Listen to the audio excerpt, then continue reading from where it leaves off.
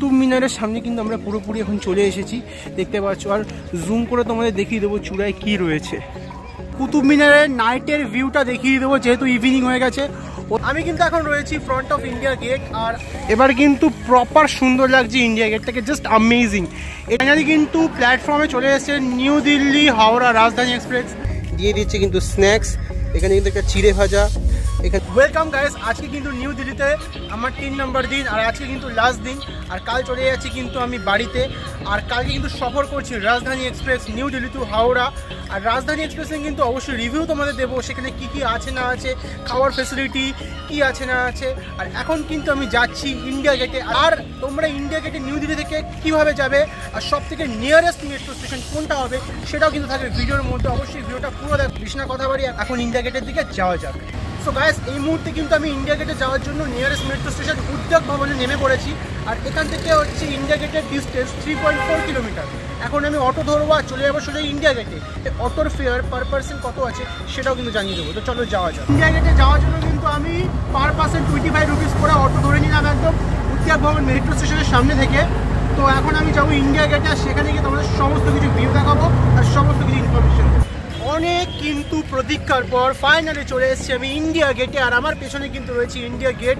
So finally কিন্তু এখন আমি ইন্ডিয়া গেটের সামনে চলে এসেছি, এবং এন্ট্রি তোমরা করতে পারবে যেখানে অটো নামাবে সেখান থেকে রোডটা ক্রস করলে দেখতে পাচ্ছ ওদিক থেকে কিন্তু তোমরা এন্ট্রি করতে পারবে।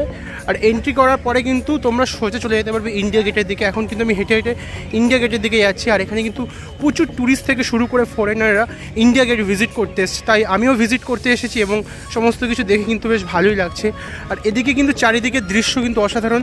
ওদিকে কিন্তু একটা লেক রয়েছে, এবং এদিকে কিন্তু ভালো ভালো কিছু গার্ডেন্সও রয়েছে, আর ওদিকটাতেও কিন্তু লেক রয়েছে তোমরা দেখতে পাচ্ছ ওইদিকে। এখন কিন্তু আমাদেরকে রোড ক্রস করতে হবে, আর এই রোডটা যেহেতু রানিং তো তার কারণে আমরা ক্রস করতে পারবো না। ইন্ডিয়া গেট থেকে ঠিক লেফটটা নিলে এদিকে কিন্তু তোমরা সাবওয়ে পাবে। আমরা কিন্তু কলকাতার সাবওয়ে দেখেছি, বাট এটা হচ্ছে কিন্তু দিল্লির সাবওয়ে। মানে হচ্ছে ওই দিকে ইন্ডিয়া গেট আছে, ইন্ডিয়া গেটে যাওয়ার জন্য আমাদেরকে এই সাবওয়েটা অনুসরণ করতে হবে। কিন্তু হচ্ছে নিউ দিল্লির সাবওয়ে ইন্ডিয়া গেটে যাওয়ার জন্য। তো এখানে যে সাবওয়েটা কিন্তু চারিদিকে পুরো পরিষ্কার একদম ক্লিন করা আছে, খুবই সুন্দর লাগছে। এখানে কিন্তু জায়গাগুলো ক্লিন করে রেখেছে, অলরেডি মেনটেনেন্স ভালো করে রেখেছে। তো কলকাতায় আমি কিন্তু কোনো সাবওয়ে এরকম দেখতে পাই না। তো অলরেডি আমি এরপরে চলেই এসেছি, এখন যাবো ইন্ডিয়া গেটে। আর ইন্ডিয়া গেটে গিয়ে তোমাদের সমস্ত কিছু ভিউগুলো দেখাচ্ছি। আমি কিন্তু এখন রয়েছি ফ্রন্ট অফ ইন্ডিয়া গেট, আর ওখানে কিন্তু পুরো ইন্ডিয়া বলে লেখা আছে। তোমাদেরকে জুম করে দেখিয়ে দিচ্ছি। তো তোমরা দেখতে পাচ্ছ এখানে কিন্তু ইন্ডিয়া বলে লেখা আছে। আর কিছুক্ষণ বাদেই কিন্তু এখানে একটা অসাধারণ, এই ইন্ডিয়া গেটটাতে অসাধারণ একটা লাইটিং ফুটে উঠবে। আর আমি ইন্ডিয়া গেটে এসে কিন্তু ভেরি মাচ স্যাটিসফাই। আর এখানে কিন্তু ঢোকার জন্য কোনো আমার এন্ট্রি ফি লাগেনি। ভেতরে কিন্তু একটা মিউজিয়াম আছে, আমাদের যারা আর্মি রয়েছে, যারা শহীদ হয়েছে তাদের বিভিন্ন রকমের জিনিসপত্র দেখার জন্য কিন্তু মিউজিয়াম আছে। তোমাদেরকে ইন্ডিয়া গেটে আরও একটা জিনিস দেখাবো।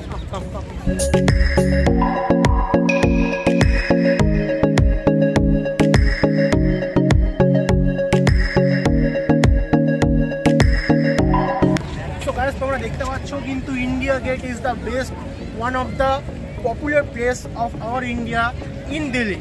সো এখানে তোমাদেরকে আমি কাইন্ডলি রেকমেন্ড করছি অবশ্যই আসো এবং ইন্ডিয়া গেটে এসে বিভিন্ন রকমের হিস্টোরিক্যাল স্থাপত্য থেকে শুরু করে আর্কিটেকচার থেকে শুরু করে সমস্ত কিছু দেখে যাও। চলে এসেছি ইন্ডিয়া গেটের কিন্তু আরও একটা সাইড, যেটা হচ্ছে ব্যাক সাইড। আর সেই ব্যাক সাইডে কিন্তু চলে এসেছি। আর এখানে কিন্তু দেখতে পাচ্ছ নেতাজি সুভাষচন্দ্র বোসের একটা স্ট্যাচু রয়েছে। আর স্ট্যাচুটা কিন্তু খুব সুন্দর একটা কারিকর্যের মধ্যে রয়েছে, আর্কিটেকচারের মধ্যে রয়েছে। আর যদি তোমাদেরকে এখন আমি ব্যাক থেকে দেখাই এই ইন্ডিয়া গেট, অলরেডি কিন্তু এখানে উপরে গেরুয়া, মিডলে সাদা, আর নিচে কিন্তু সবুজ লাইট জ্বলে উঠেছে। আর সন্ধে হতে চলেছে, এই লাইটিংটা কিন্তু দেখার জন্যই আমার সন্ধ্যেবেলায় ইন্ডিয়া গেটে আসা। দেখতে পাচ্ছ এই যে চারিদিকে সারাউন্ডিংটা আছে, এটা কিন্তু অল টাইম ক্লিয়ার হচ্ছে, অল টাইম ক্লিন করা হচ্ছে। কতটা সুন্দর ক্লিন তোমরা দেখো। ইন্ডিয়া গেটের দিক থেকে কিন্তু আমি রাউন্ডটাকে পুরো ঘুরে চলে এসেছি কিন্তু শহীদ স্মরণে যে স্মৃতিগুলো বানানো রয়েছে সেটার ভেতরে। সামনে সিকিউরিটি চেকিং থেকে এন্ট্রি করে এখান থেকে কিন্তু এখন আমরা ঢুকবো। গাইস, এটাকে কিন্তু বলা হয় ন্যাশনাল ওয়ার মেমোরিয়াল, আর এটার ভেতরে কিন্তু আমরা এন্টার করছি এখন। ফাইনালি কিন্তু আমি এন্ট্রি করে গেছি ন্যাশনাল ওয়ার মেমোরিয়ালে। আর এখানে এন্ট্রান্সটা কিন্তু অসাধারণ একটা সৌন্দর্যপূর্ণ। চারিদিকে কিন্তু ওয়াটার ফ্লো হচ্ছে এবং সেখানে কিন্তু লাইটিংও জ্বলছে আর এদিকটাতেও। আর তার অপোজিটে রয়েছে কিন্তু ইন্ডিয়া গেট এবং নেতাজি সুভাষচন্দ্র বোসের স্ট্যাচু। এই মুহূর্তে আমি চলে এসেছি ন্যাশনাল ওয়ার মেমোরিয়ালের ভেতরে, শহীদ স্মরণের স্মৃতি সম্মান জানানোর যে জায়গাটা সেখানে। আর চারিদিকে দেখতে পাচ্ছেন মানুষেরা চুপচাপ একদম নীরবতার সাথে দাঁড়িয়ে রয়েছে মিস্টার সঞ্জয় সিংয়ের শহীদ স্মরণে তাকে সম্মান জানানোর জন্য। আর আপনারা দূরে লক্ষ্য করতে পারছেন এনসিসির সবাই যারা লেফট রাইট করতে করতে সামনের দিকে এগিয়ে আসছে, তারাও কিন্তু মিস্টার সঞ্জয় সিং যিনি শহীদ হয়েছেন তাকে সম্মান জানাচ্ছে স্যালুট করে এবং বিভিন্ন অ্যাক্টিভিটিস করে। এত সুন্দর একটা চিত্রের এবং সময়ের সাক্ষী হতে পেরে আমি খুবই খুশি। আপনারাও যদি ন্যাশনাল ওয়ার মেমোরিয়ালে আসেন, অবশ্যই শহীদ আর্মিদের স্মৃতি স্মরণের জন্য নীরবতা পালন করে তাদের সম্মান জানাবেন করে। আর এদিক থেকে তোমরা যদি বাইরের দিকে বেরিয়ে আসো, এখানে কিন্তু এরকম লাইট দিয়ে পুরো সারাউন্ড করা আছে। এখানে আমাদের ভারতবর্ষের যত সমস্ত সৈনিক রয়েছেন যারা যুদ্ধ করতে করতে শহীদ হয়ে গিয়েছেন, এখানে কিন্তু সবার নাম এবং কোন সময়টাতে তারা মারা গিয়েছেন, ঠিক আছে, সমস্ত কিছু কিন্তু এখানে লেখা রয়েছে। তোমরা আসলে কিন্তু এগুলোকে অবশ্যই চেক আউট করো। আর আমাদের ভারতবর্ষের ইন্ডিয়ান আর্মির সম্মান কিন্তু আমি আজকে স্যালুট দিয়ে জানিয়েছি। তারা রিকোয়েস্ট করেছিল সবাই যারা স্ট্যান্ড ছিল মানে দাঁড়িয়েছিল এই শহীদের উদ্দেশ্যে স্যালুট জানিয়ে তাকে সম্মান করার জন্য, এবং আমরা সবাই সেটা করেছি। ফাইনালি কিন্তু পুরোপুরি ইভিনিং হয়ে গিয়েছে। আর ওদিকে কিন্তু পুরোপুরি একদম ইন্ডিয়া গেটে লাইট জ্বলে উঠেছে, একদম প্রপারলি ভিজিবল। দেখতে কতটা সুন্দর লাগছে তোমাদেরকে একবার জুম করে দেখিয়ে দেবো। তো গাইস দেখতে পাচ্ছ আমি জুম করে দেখাচ্ছি, একটু ব্রাইটনেসটা ডাউন করে দিচ্ছি। এবার কিন্তু প্রপার সুন্দর লাগছে ইন্ডিয়া গেটটাকে, জাস্ট অ্যামেজিং। এটা কিন্তু অ্যাকচুয়ালি ইভিনিংয়ের লুকস। সো চারিদিকটা কিন্তু খুবই সুন্দর লাগছে। আর চারিদিকের দৃশ্যটা কিন্তু ঠিক এখন এরকম, যেই নেতাজি সুভাষচন্দ্র বোসের স্ট্যাচুটা রয়েছে সেটারও কিন্তু একটা সুন্দর লাইটিং রয়েছে। আর এটা কিন্তু হচ্ছে ওয়ার মেমোরিয়াল। এদিক থেকে কিন্তু আমরা ঘুরে আসলাম, আর ওদিক থেকে কিন্তু এক্সিট ছিল। আর এক্সিট থেকে বেরিয়ে কিন্তু এখন আমরা যাচ্ছি আবার ইন্ডিয়া গেটের দিকে কিছু ছবি ফটোগ্রাফি করার জন্য। আর কুতুব মিনার আসতে হলে কিন্তু তোমাদেরকে ডাইরেক্ট ধরতে হবে মেট্রো, ইয়েলো লাইন মেট্রো। আর মেট্রোতে কিন্তু টিকিট কাটতে হবে কুতুব মিনার বলেই, মানে কুতুব মিনার স্টপেজের নাম। আর পার পার্সন 40 রুপিস করে মেট্রো টিকিট। আর ওখান থেকে মেট্রো স্টেশন থেকে নামলে কিন্তু তোমরা একদম ফার্স্ট গেটেই পেয়ে যাবে অটো, 20 টাকা করে ভাড়া নেবে পার পার্সন, একদম কুতুব মিনারের সামনে নামিয়ে দেবে। আর এখান থেকে কুতুব মিনার যে টিকিট কাউন্টার আছে সেখান থেকে টিকিট পারচেস করে ওই ভেতরে যেতে হবে কুতুব মিনার যেই টাওয়ারটা আছে সেটা দেখার জন্য। তো এখন টিকিট আসার পরে তোমাদের টিকিটটা দেখাবো, যে ভেতরে কি সমস্ত কিছু ডিটেলসে বলবো। গাইস ওপারে কিন্তু যে টিকিট কাউন্টার, ওখান থেকে কিন্তু 40 রুপিস করে কুতুব মিনারের টিকিট কাটলাম। আর রোডের এপারে কিন্তু এটা হচ্ছে এন্ট্রি সাইড, এখান থেকে তোমাদেরকে এন্ট্রি করতে হবে। আর এই যে টিকিটগুলো মনে হচ্ছে পুরো একদম কলকাতা মেট্রো যে টোকেন হয় ওরকম টোকেনের মতো দেখতে। তো এখন আমি কিন্তু এন্ট্রি গেটে এন্ট্রি করছি। আর এটা হচ্ছে কুতুব মিনারের এন্ট্রি সাইড লিখে দেওয়া আছে। আমি কিন্তু মেন গেট থেকে এন্ট্রি করে গিয়েছি। একটু জুম করে দেখালে সূর্য ওদিকে অস্ত যাচ্ছে। আর তার সাথে সাথে কিন্তু এখানকার যে ওয়েলকাম গেট ওটা অসাধারণ। আর এই সাইডটাতে কিন্তু অসাধারণ কিছু গাছপালা দিয়ে একদম পরিবেষ্টিত করা আছে। আর এই হচ্ছে সেই মেন জিনিস কুতুব মিনার, যেটা হচ্ছে হিস্টোরিক্যাল প্লেস। জুম করে দেখিয়ে দেবো। It's awesome, just awesome, amazing. এখন কিন্তু আমরা যাচ্ছি কুতুব মিনারেরই সামনে। আর এদিকটা হচ্ছে একটা যে কি বলবো মানে মুঘল সাম্রাজ্যের মতো যেরকম আর কি রেড ফোর্টে দেখলাম ঢোকার ওয়েলকাম গেট, এখানেও কিন্তু সেটা রয়েছে। কুতুব মিনার আর থাকবেই বা না কেন, এটা একটা হিস্টোরিক্যাল প্লেস বলে কথা। তো একদম সামনে রয়েছি কুতুব মিনারে। তো চলো কুতুব মিনারের কাছে যাব, গিয়ে সমস্ত কিছু তোমাদের দেখাবো। যেরকম রেড ফোর্টের মতো চারিদিকে দৃশ্যপূর্ণ জায়গা ছিল, এদিকেও কিন্তু চারিদিকে দৃশ্যপূর্ণ জায়গা দূরে দেখা যাচ্ছে। এখন এই সিঁড়ি দিয়ে বেয়ে বেয়ে কিন্তু আমরা উপরে উঠবো। আর তার থেকেও বড় কথা হচ্ছে এটা হচ্ছে মানে নিউ দিল্লি বলো দিল্লি বলো পুরোপুরি ঐতিহাসিকপূর্ণ একটা জায়গা। কুতুব মিনারের সামনে কিন্তু আমরা পুরোপুরি এখন চলে এসেছি, দেখতে পাচ্ছ। আর জুম করে তোমাদের দেখিয়ে দেবো চূড়ায় কি রয়েছে। চূড়ায় গায়েস একটা ফ্ল্যাগ মতো রয়েছে। সো এখন আমরা এদিকে যাচ্ছি। আর ওদিকটাতে কিন্তু এখন সূর্য অস্ত যাচ্ছে, সানসেট হচ্ছে। আর এদিকটা দেখতে কিন্তু পুরোপুরি একটা মানে ঐতিহাসিক পুরনো রাজবাড়ির মতো লাগছে। এটা খুবই সুন্দর জায়গা, ঠিক আছে। এত সুন্দর জায়গা হয়তো বলে বোঝানোর মতো না। তোমরা যখন আসবে এখানে, নিজেরা আসলে তখনই ফিল করতে পারবে। তখন ভিডিও কম, ফটো কম, আর শুধু চোখের সৌন্দর্যকে তোমরা মেটাবে এত সুন্দর একটা দৃশ্য দেখে। একটা অসাধারণ দৃশ্য। ওদিক থেকে প্লেন যাচ্ছে, আর এদিক থেকে কুতুব মিনারের উপর থেকে শুরু করে নিচ পর্যন্ত কিন্তু দেখা যাচ্ছে। আর কুতুব মিনারে ঢোকার জন্য কিন্তু সামনে একটা দরজা রয়েছে, কিন্তু যেটা এখন বন্ধ। কুতুব মিনারে ঢোকার কোনো পারমিশন নেই। আর এই সাইডটা কিন্তু একটা অসাধারণ স্থাপত্য তৈরি করা আছে। আর কুতুব মিনার কিন্তু তৈরি করেছিল কুতুবউদ্দিন আইবক। এই নামটা আমার অ্যাকচুয়ালি মনে ছিল, যখন আমি একসময় ইতিহাস পড়াশোনা করেছিলাম তখন থেকে এই নামটা আমার মনে ছিল। আর সেই সময় থেকে কুতুব মিনার আমার দেখার খুব ইচ্ছেও ছিল। তো ফাইনালি কিন্তু আজকে আমার কুতুব মিনার দেখার স্বপ্ন পূরণ হলো। আর এদিকটা কিন্তু দেখে মনে হচ্ছে কিছু ধ্বংসাবশেষ, ওদিকে কিন্তু ভাঙা ভাঙা যে পাঁচিলগুলো, মানে অ্যাকচুয়ালি পাঁচিল না, স্তূপগুলো আমরা দেখতে পাচ্ছি, সেগুলোও কিন্তু তোমাদের জুম করে দেখাচ্ছি। এখন কিন্তু কুতুব মিনার থেকে রাইট টার্ন নিলে এই সিঁড়ি দিয়ে নেমে গেলে এখানে কিন্তু একটা অসাধারণ ঐতিহাসিকপূর্ণ জায়গা আছে। তো সেই জায়গাতে আমরা এখন যাচ্ছি। আর এই জায়গাটা অনেকটাই নিচু, আবার এখান থেকে সিঁড়ি দিয়ে উঠতে হবে, আর উপর দিয়ে কিন্তু প্লেন চলে যাচ্ছে।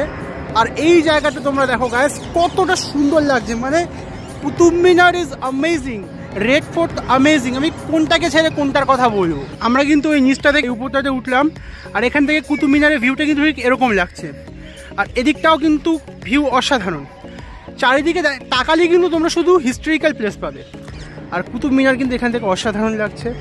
আর এদিকটা কিন্তু পুরোপুরি গার্ডেন করা আছে বাচ্চাদের খেলার জন্য, বড়দের বসে গল্প করার জন্য, কাপলসদের বসে গল্প করার জন্য। তো অল ওভার কিন্তু তোমরা এখানে আসে সব কিছুই পেয়ে যাবে। তো I mostly recommended, please guys come this year and visit this Qutub Minar place and all over the historical place. এখন কিন্তু কুতুব মিনার থেকে আমি বেরিয়ে যাচ্ছিলাম, বাট ইভিনিংয়ের যে ভিউটা, কুতুব মিনারের গায়ে যে লাইটিংগুলো দেখা যাচ্ছে সেগুলো কিন্তু জ্বালিয়ে দিয়েছে। দেখতে কিন্তু একটা অসাধারণ লাগছে, স্ট্রাকচারটা কিন্তু জাস্ট অসাধারণ। এখন কিন্তু তোমাদেরকে কুতুব মিনারের নাইটের ভিউটা দেখিয়ে দেবো, যেহেতু ইভিনিং হয়ে গেছে। ওদিকে কিন্তু পিঙ্ক কালারের আকাশ দেখা যাচ্ছে, আর চারিদিকের ভিউটা কিন্তু ঠিক এরকম। আর কুতুব মিনারের ভিউটা তোমাদের দেখাবো। উফ, মানে চারিদিক থেকে লাইটিং দিয়ে এই সারাউন্ডিংটা প্লাস এই কুতুব মিনারটাকে অসাধারণ একটা লুকস কিন্তু দিয়েছে, জাস্ট অ্যামেজিং। তো কুতুব মিনার ঘোরা কমপ্লিট। এখানে কিন্তু কুতুব মিনারের পুরো ডিরেকশন দেওয়া আছে, তোমরা কীভাবে কুতুব মিনারটাকে পুরোপুরি এক্সপ্লোর করবে। আর এখানে কিন্তু দেওয়া আছে কুতুবউদ্দিন আইবক 1191 থেকে 1210 খ্রিস্টাব্দে কিন্তু এই কুতুব মিনারটাকে তৈরি করেছিল। তোমরা যদি কুতুব মিনার সবার আগে কিন্তু এই যে স্ট্রাকচারটা আছে ম্যাপ, সেটা কিন্তু অবশ্যই দেখে নেবে। তারপরে কিন্তু এই যে দেখতে পাচ্ছ কুতুব মিনার, সেটাকে তোমরা ভালো করে এক্সপ্লোর করবে। তো ফাইনালি কিন্তু ব্যাকপ্যাক রেডি করে খাওয়ার টাওয়ার নিয়ে চলে এসেছি নিউ দিল্লি রেলওয়ে প্ল্যাটফর্মে। আর এখন কিন্তু বিকেল 4:50-এ নিউ দিল্লি হাওড়া রাজধানী এক্সপ্রেস আমাদের জন্য ওয়েট করছে প্ল্যাটফর্মে। যাবো, গিয়ে ট্রেনে উঠবো, ট্রেনের সমস্ত কিছু রিভিউ তোমাদের দেখাবো। ফাইনালি কিন্তু প্ল্যাটফর্মে চলে এসেছে নিউ দিল্লি হাওড়া রাজধানী এক্সপ্রেস। আর এখানে কিন্তু ওঠার জন্য সবাই লাইন দিয়ে দাঁড়িয়ে রয়েছে। তো ফাইনালি কিন্তু আমি ট্রেনে উঠে পড়েছি রাজধানী এক্সপ্রেসে, এবং ট্রেনের ভেতরে কিন্তু সমস্ত ইন্টেরিয়রটা তোমাদের দেখাবো। ট্রেনে উঠলাম, উঠতেই কিন্তু সামনে রয়েছে একটা বেসিন, আর রয়েছে একটা মিরর, আর এখানে রয়েছে ওয়াশরুমে কিন্তু দরজাটা বেশ সুন্দর, দেখতে কিন্তু বেশ সুন্দর। আর রাজধানী বলে কথা, রয়েছে একটা বেসিন, একটা কল, আর একটা নর্মাল একটা প্যান। আর এদিকে কিন্তু আবার জেট স্প্রের জন্য সেন্সার টাইপের স্প্রেও রয়েছে। তো ওয়াশরুমটা বেশ ভালোই লাগলো। কিন্তু তোমাদের দেখাও ভেতরটা। তো ভেতরে ঢুকলাম, ঢুকতে কিন্তু একদম যেরকম পূর্ব এক্সপ্রেসে দেখেছিলাম সেরকম কিন্তু এখানে সেম। আমার সিট কিন্তু পড়েছে হচ্ছে লোয়ার ব্রেথে এখানে, ঠিক আছে। আর দাদারাও কিন্তু কলকাতায় আছেন তো, ঠিক আছে। আর আমার ভাইয়ের সিট পড়েছে কিন্তু এদিকে আপার সাইডে, মানে আপার সাইড বেড। তো মোটামুটি কিন্তু চারিদিক গন্ডগোল পাকিয়ে গেছে, কি করা যাবে, এখন এরকমভাবেই যেতে হবে। আর মোটামুটি সমস্ত কিছু পূর্ব এক্সপ্রেসের মতো এখানেও সেম, বাট এখানে কিন্তু সিকিউরিটিটা ভালোই আছে। আর এখানে কিন্তু ফ্রিতে না, মানে ওই প্যাকেজে খাবারটা যেটা রয়েছে সেটা কিন্তু অ্যাড রয়েছে, সেটা কিন্তু আমরা পেয়ে যাব। ট্রেন কিন্তু ছেড়ে দিয়েছে একদম অন টাইমে 4:50, মানে 4:50। আর এখন কিন্তু আমরা কিন্তু দিল্লি স্টেশনকে বিদায় জানাচ্ছি। New Delhi tata bye bye. তো নিউ দিল্লি স্টেশন থেকে কিন্তু ট্রেন ছেড়ে পুরোপুরি বেরিয়ে গেল। আর একদম অন টাইমে কিন্তু ট্রেনটা ছেড়েছে 4:50, মানে 4:50। তো গাইস, রাজধানী এক্সপ্রেসে যেটা হচ্ছে একটা ফেসিলিটি আছে, উপরে কিন্তু স্পিকার আছে। প্রত্যেকটা টার্মিনাল স্টেশন যখন আসবে সেখানে কিন্তু দাঁড়ালে, ঠিক আছে, বলে দেবে স্টেশনটা এসছে এবং আপনাদেরকে অ্যালার্ট করে দেবে। আর ট্রেন কিন্তু মোটামুটি ভালো স্পিডেই চলছে। আর আমি এখন আমার ভাইয়ের সাথে উইন্ডো সিটের সামনে বসে আছি। কেমন লাগছে? ভালো লাগছে, একদম উইন্ডো সিটের সামনে বসে খুব মজা লাগছে না? যেদিকে ট্রেনটা আছে ওদিকে সিনারি দেখতে দেখতে যেতে পারবে। হ্যাঁ, ঠিক আছে। এখন আমরা লাঞ্চ করব। আমরা কিন্তু বাইরে থেকে অলরেডি বিরিয়ানি কিনে নিয়ে এসেছি। আবার এখানে কিন্তু সন্ধ্যাবেলা স্ন্যাক্সও দিয়ে দেবে। দাদা কিন্তু এখন সার্ভ করছে জলের বোতল, দেখতে পাচ্ছ, ঠিক আছে, আমাকেও করে দিয়েছে। আর এখানে কিন্তু অর্ডার নিয়ে যাচ্ছে রাতে নন ভেজ না ভেজ, এবং সকালে যে ব্রেকফাস্ট আছে সেটাও কিন্তু নন ভেজ না ভেজ সেটা কিন্তু জেনে যাচ্ছে। একটু পরে কিন্তু স্ন্যাক্স দেওয়া হবে। দাদা একটু পরে স্ন্যাক্স দেওয়া হবে তো? ওকে ওকে, 8 बजे डिनर। 8 বাজে ডিনার, তাই তো? ওকে ওকে। তো এই আইআরসিটিসি কিন্তু এই ক্যাটারিং সার্ভিসে কিন্তু খুবই ভালো ফেসিলিটি, ওঠার সাথে সাথে কিন্তু ট্রেনটা চাপতে চাপতেই এখন কিন্তু সার্ভ করা শুরু করে দিয়েছে। সো গাইস, আমি কিন্তু দিল্লি থেকে এই বিরিয়ানিটা কিনেছি। এই বিরিয়ানিটা কিন্তু দেখতে মানে পোলাওর মতো সাদা সাদা, হালকা হালকা লাল লাল। আর এখানে কিন্তু বিরিয়ানিতে এরকম ছোটো ছোটো 4-5 পিস দেয়, মানে এটা এখানকার ট্রেডিশনাল আর কি। তো খেতে কিন্তু মোটামুটি ভালো, বাট কলকাতা স্টাইলের না। ট্রেন কিন্তু এখন মোটামুটি 100 কাছাকাছি স্পিড ধরে নিয়েছে, আর এখন কিন্তু সন্ধে হয়ে এসছে, আর সন্ধে হতে না হতেই দিয়ে দিচ্ছে কিন্তু স্ন্যাক্স। এখানে কিন্তু একটা চিড়ে ভাজা, এখানে কিন্তু রয়েছে একটা গরম গরম, জানি না কি, দেখতে হবে, রয়েছে একটা স্যান্ডউইচ, আর এখানে রয়েছে হচ্ছে বিস্কিট। আচ্ছা, এখানে মিল্কও দিয়েছে, আর কেচাপও দিয়েছে, আর তার সাথে সাথে চাও দিয়েছে। বাট আমি চা, এটা সুগার মনে হচ্ছে, হ্যাঁ এটা সুগার বা চা হচ্ছে, একটা কোনো কিছু হবে। আমি কফি চাইছি, কফি বা টি কমপ্লিমেন্টারি, যেটা তোমরা চাইবে সেটা পেয়ে যাবে। ঘড়িতে বেজে এখন 9:35, আর ডিনার কিন্তু দিয়ে গিয়েছিল 8:30টার সময়, কিন্তু আমি খাবো 10টার সময়। আর আমরা দুজন আছি, দুজনকে দিয়েছে 2টো ডিনার। এটা কিন্তু প্যাকেজের মধ্যে, মানে টিকিটের মধ্যে ইনক্লুডিং আছে। আর এখানে কিন্তু দই দিয়েছে 2খানা, আর তার সাথে কিন্তু তোমাদেরকে আইসক্রিমও প্রোভাইড করবে, যেহেতু আইসক্রিমটা গলে যাচ্ছিলো, খেয়ে নিয়েছি। আর এটা আমি কিন্তু ননভেজ নিয়েছি, আমি খুলে দেখিয়ে দেবো ননভেজের মধ্যে কী কী দিয়েছে। এটা দিয়েছে রাইস, আমি 2খানা এক্সট্রা রাইস নিয়েছি, তার জন্য কিন্তু কোনো চার্জেস নিল না। আর দেখাচ্ছি তোমাদেরকে, এখানে কিন্তু এটা যত সম্ভবত চিকেন আছে, না এটা কিন্তু ডাল আছে গায়েস। তো যত সম্ভবত আমি রিভিউটা শুনলাম, খাওয়া দাওয়া মোটামুটি ভালোই বেশ। আর এটাতে রয়েছে চিকেন, এই যে এখানে কিন্তু চিকেন দিয়েছে। তো আর এখানে কিন্তু দিয়েছে রুটি, আর এটা নর্মাল ভাত, আর এটা কিন্তু একটা তরকারি দিয়েছে। তো গন্ধ বেশ ভালোই পাচ্ছি, স্মেল বেশ ভালোই আসছে। তো একটু পরে ডিনার করে নেব। আর এখন কিন্তু কানপুর ঢুকছে, অন দ্য টাইমে পুরো কানপুর ঢুকছে, তোমাদের কানপুর স্টেশনটাও দেখাবো। আর একটা কোল্ড ড্রিঙ্কসও কিনে নিলাম 40 টাকা দিয়ে। ঘড়িতে বেজে রাত 9:40, আর ট্রেন কিন্তু চলে এসছে কানপুর সেন্ট্রাল রেলওয়ে স্টেশনে। আর এখন কিন্তু ট্রেনটা দাঁড়িয়ে রয়েছে, আর এই ট্রেনের হল্টিং টাইম হচ্ছে এই স্টেশনে 5 মিনিট। আর আমার পেছনে কিন্তু কানপুর রেলওয়ে স্টেশনের বোর্ড দেওয়া রয়েছে, আর যতটুকুনি পারবো তোমাদের দেখাবো। এখন কিন্তু 9:50 বাজে, আর কানপুর সেন্ট্রাল ছেড়ে আমরা বেরিয়ে যাচ্ছি।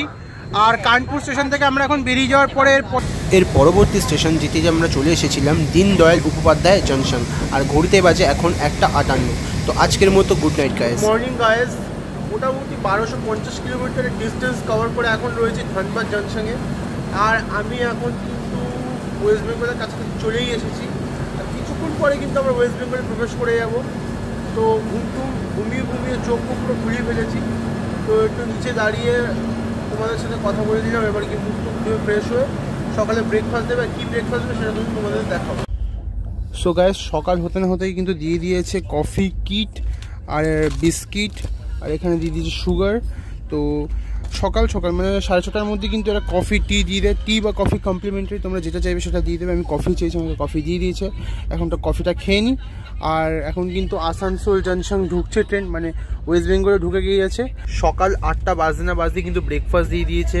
আমি ননভেজ দিয়েছে ব্রেড অমলেট আর ব্রাউন ব্রেড, আর এখানে দিয়েছে হচ্ছে বাটার, আর দিয়েছে হচ্ছে একটা ফুটি, আর তার সাথে দিয়েছে কিন্তু কেচাপ দিয়ে খাওয়ার জন্য এই ব্রেড অমলেটটা। তো মানে টাইম টু টাইম সমস্ত কিছু খাবার দাবার কিন্তু পেয়েই যাচ্ছি। আর এখানে ক্যাটারিং সার্ভিস রাজধানী এক্সপ্রেস কিন্তু খুবই ভালো। তো ফাইনালি গাইস, আমরা কিন্তু হাওড়া রিচ করে গিয়েছি। এই যে হাওড়া স্টেশন, আপনার এরিয়া মে আ গয়া ভাই, হাওড়ায় পৌঁছে গিয়েছি। তো এখন আমরা নামবো, নেমে বাকি কথা বলে ভিডিওটা শেষ করব। ফাইনালি কিন্তু চলে এসেছি আমি হাওড়া রেলওয়ে প্ল্যাটফর্মে। এখানেই আমার জার্নি শেষ হলো, Howrah two new Delhi journey. তো আশা করছি তোমাদের ভিডিওটা ভালো লেগেছে। যদি ভালো লেগে থাকে অবশ্যই ভিডিওটাকে লাইক করে দাও, আর চ্যানেলটা সাবস্ক্রাইব করে দেওয়া, আমাকে সাপোর্ট করো। দেখা হচ্ছে পরবর্তী নতুন ভিডিওতে। ততক্ষণ ভালো থাকো, সুস্থ থাকো, বাই।